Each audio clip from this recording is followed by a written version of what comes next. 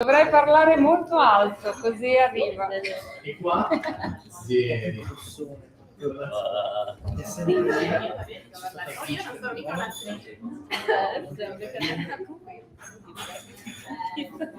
So, we're waiting for the last two coffees to be served. See, we have the microphone, but we decided not to use it because it's the vibe is better without the microphone. Okay, so welcome to this edition of Creative Mornings. We decided to make this our Pride edition, not because of June is the month Pride, but because every day should be the reason to reflect on this theme for us. So every day is Pride Day for us. May's theme is acceptance. The illustration is been made by Robert Vitti, and the theme is has been chosen by Lexington community. It's hard, it's difficult, it's painful, it's strange, it's also powerful, because acceptance is what enables us to create the space and to gather the energies to change what we want to change. So acceptance is not just, okay, I accept this is the situation, I cannot do anything. Acceptance is creating new spaces, new identities, new ideas. So welcome to Creative Mornings today.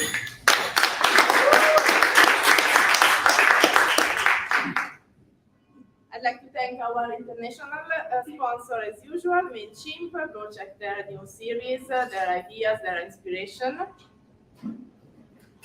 Never forget to bring a friend to our Creative Mornings. I know there are also people that came here just out of curiosity, so welcome also to the new people of the community. And a special thanks to Spaces, to this beautiful space that hosts us today, and also for other editions. I'd like to call Greta. Hi, at Spaces, we would like to give you a warm welcome. We hope that you find our spaces enticing and innovative and creative, just like you. And if you would like to stay after the event, of course, stay. We will be happy to host you more than just for an hour. Okay? Thank you very much. It's super beautiful that we found a co-host for us, Spaces, who share our values at all. Welcome also to other sponsor and partner today, which is Motorina Magazine. You will find information with Silvia later, and then all the material over there. Thank you to the beautiful team that is always working out an event. Every time we find a way to succeed and create a beautiful event.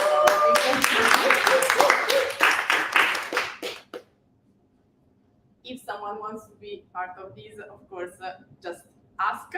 You can contact us on the social networks, you can write us an email, you can just come and speak with us after the event.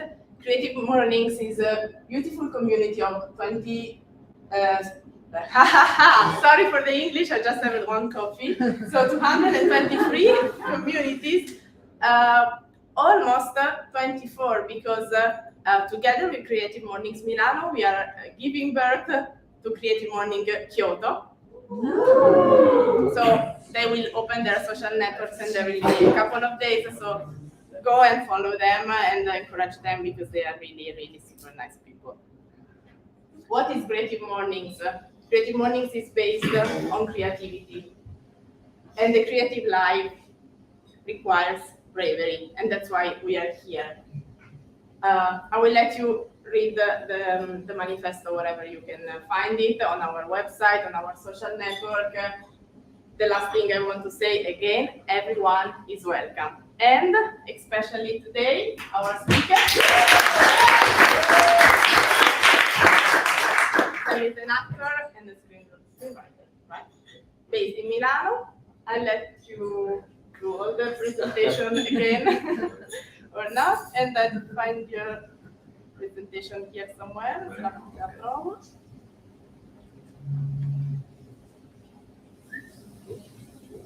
Let's see if we can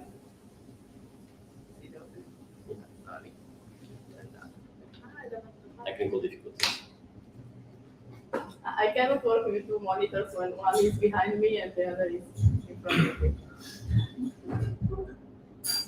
Dov'è andato? Oh, là.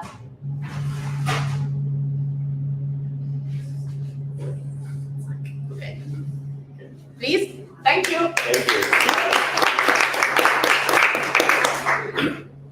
Thank you, everyone. Can you hear me? Is my voice loud enough? Okay. So my English is worse than my Chiara one, so be patient with me. The only way out is through. It's a mantra, a phrase that I often repeated to myself as I grew up, with a motivational intent. It was a phrase that I first originally discovered in a song by Alanis Morissette, and I said this phrase to myself to remember that even if I was in a difficult situation or in a desperate moment, I would eventually, if I go through that, found something different on the other side, something that I could not even imagine. But recently I discovered that this phrase was originally used by a poet named Robert Frost, an American poet, in a poem named Servant to Servant. In this poem, there is an inner monologue of a woman, a farmer wife, that sees this man camped on their lands near a river, and she dreams of the life that this man has, the freedom she sees in him. She dreams of going there and talk to him and living a life like his, while she's stuck. She's in a cage of her own role, the wife role. So I thought to myself, how many times, instead of trying to pursue my freedom, I found myself stuck in a role that I was giving to myself because I needed to be accepted by the others. The first role was important to me to fit was, of course, the man role. Being a man, be strong, be tough, know what I wanted, know how to get it, know how to get girls, know how to walk like a man, be like a man. It was really important to me because I grew up in a small country and I was originally born female. So I knew always that something was off about me, but I didn't have the exact words to define it. Then as I grew up as a teenage boy, I started to name it and to understand that I needed to be seen as a man by the others, and because I was feeling that in that way.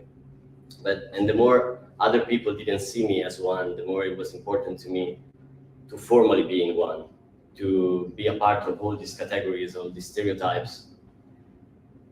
Then I reached 18 years old, and I was finally able to begin a real process, a physical and psychological process of transition. And I don't know if you're familiar with all the stuff that comes in transition, but I will make a brief summary of that. I went to an endocrinologist who sent me to a psychiatrist and a psychologist. And I continuously see the psychiatrist and the psychologist for almost 2 years, after which they gave the permission for me to start the testosterone injection. In this moment, it started what is called a real life test, that it's supposed to be 1 year of living your life as a man, because of course when you start injection, you get secondary characters of the gender you desire, in my case a man. So I started to get the beard, the voice went down, and others started to see me as a man. Of course, my ID card was never changed in that real life test year, so good luck finding a job with a beard and an ID that says you're a woman. But anyway, after I passed this real life test and the psychiatrist and psychologist gave consent for me to continue the transition, I was able to go to a lawyer and then to a judge who gave me permission again to go to a surgeon. And after like 2 years of waiting list, I went to an operating room and undergone surgery. After that, again, someone, the lawyer and the judge, gave me permission to go to the Italian state and legally change my name. So I was declared a man. Okay, this summarized at least like 6 or 7 years of my life in which a lot of things changed for me. Of course, physically, but also psychologically.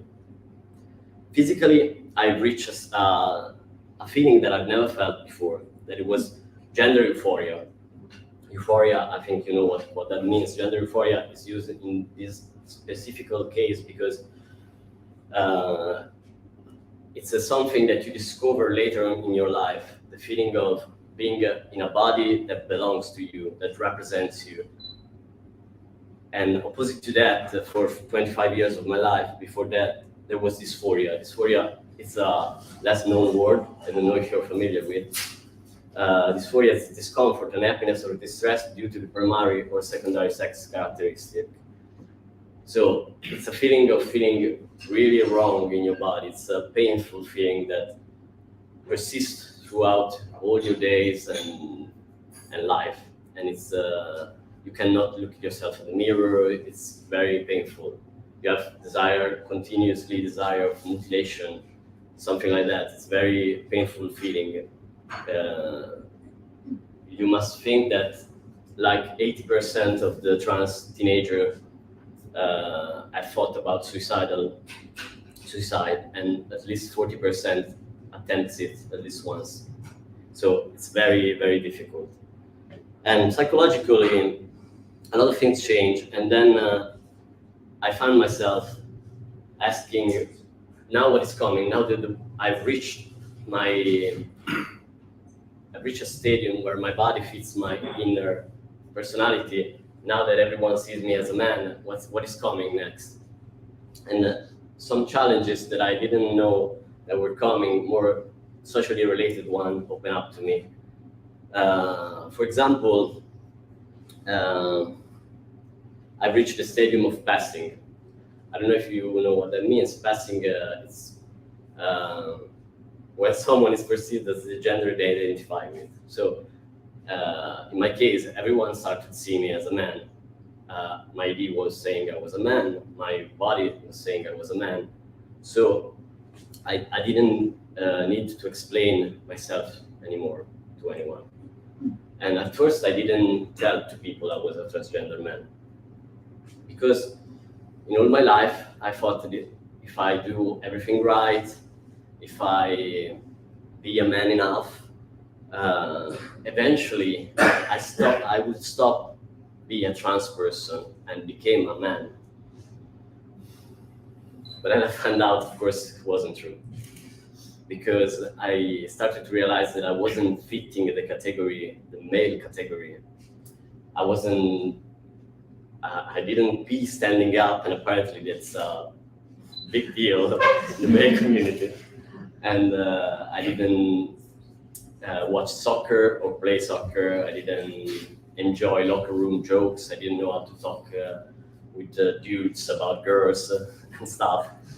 I didn't exactly fit the stereotype. And I was living this thing as a shame, something wrong with me again. And it took me a while to understand that not only I wasn't able to fit the category, but I didn't even want to fit the category. It was difficult to me to understand that being a trans person is not something that goes away. It's something that stays with you for all your life. You'll always be a trans person. I'll always be a trans man, but it's a treasure. It's something to be proud of, not something to hide for wanting to be like others. So it's like a path of self-acceptance. You must remember that this is a privilege. It's a privilege for me to be here talking to you. It's a privilege to say all this thing, and it's a privilege of the passing thing, because everyone who don't pass in society, everyone who doesn't represent a conformity in their gender, risk a lot. I don't know if you know that Italy is the first country in the world, in Europe, for a number of victims of transphobia. A lot of girls were murdered or killed themselves due to hatred they received by society in the last years, and we must always remember them. And of course, it's a privilege also to have undergone transition, to have found myself, because in 47 countries in the world in this moment, transitioning process doesn't exist at all. So everyone like me facing dysphoria, facing the hell that is not finding yourself in your body. Right now, in 47 countries, they cannot speak for themselves, they cannot seek help, and they're forced to stay with themselves in their body and the identity that the world give to us, to them. And in 14 countries, if they express this non-conformity, they are at risk of being in prison, of corporal punishment, and even death sentences. And we must not think that this is only something that is far from us in countries that are far away from us, because we have to be really focused on what's happening in the world. Like in the USA, in the last 3 years, the USA have promoted hundreds of bills. Many of them became laws, targeting the rights of transgender people in a lot of states in the America. So there are being these laws that target the process, the rights of trans people to seek medical help, the rights to participate in sport, in the community, the rights to be recognized by society, and also targeting people who want to help them, like parents or doctors.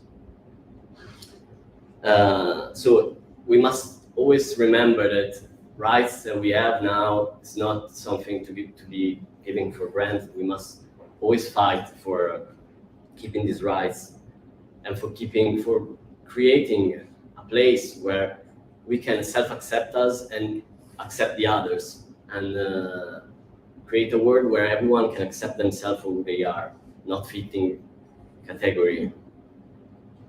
For me, this world revolves around a powerful thing that is imagination. Imagination for me was the first spark that gave me strength and resilience in the world. In my child years,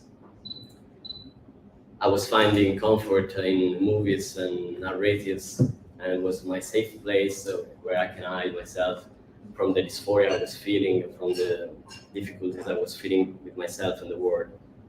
And after a while, it became something really powerful with me. I started dreaming about being an actor, about write movies. But of course, imagining things, it's something that it doesn't come just because you have a mind that can think. You have also to have examples of feelings you dream, to dream it. How does a transgender child? I didn't even know I was trans, so I first started to dream I could be a man, and then I have also to dream to be an actor, trans actor in Italy. Yeah.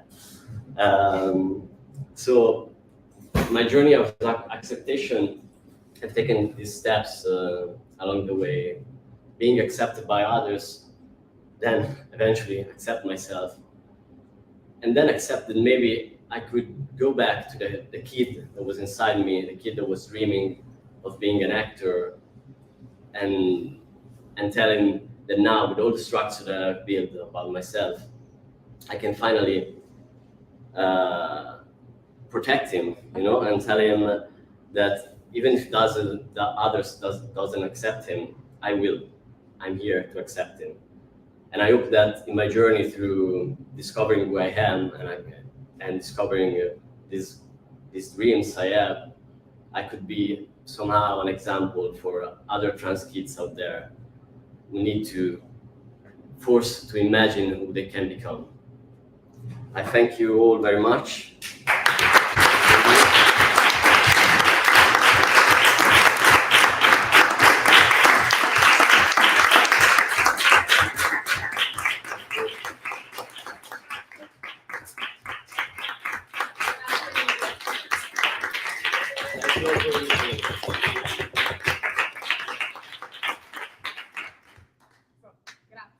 thank you everyone. Thank you, Sam, soprattutto.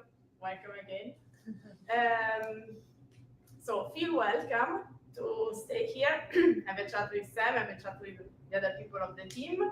I think there should be a public transportation strike going on, so if you're not, no, it's not, okay. Okay, like every time. Everything works. Everything works. Okay. That's a good sign. Somehow. So anyway, if you want to stay here to work or to do whatever you want to do, you're welcome. As Greta said before. Thank you again to Spaces. Thank you everyone for being here. See you soon, very soon, because our next event will be on 15th of June in the evening, in a special edition with open mic. In the evening, in the creative. But you have to think about it in the morning, so it's still a creative morning. Somewhere in the world will be morning, so oh, we can do it. So see you. And then we will be back in Spaces in July. Exactly, Yes. in July we'll be back here. And also working on a combination, on connecting the two communities, Creative Mornings Milan and Creative Mornings Utrecht, having a joint edition in Spaces Milan and Spaces Utrecht for the autumn. In the autumn, yes. So stay tuned. Thank you everyone again. Have a nice day. Have a nice weekend.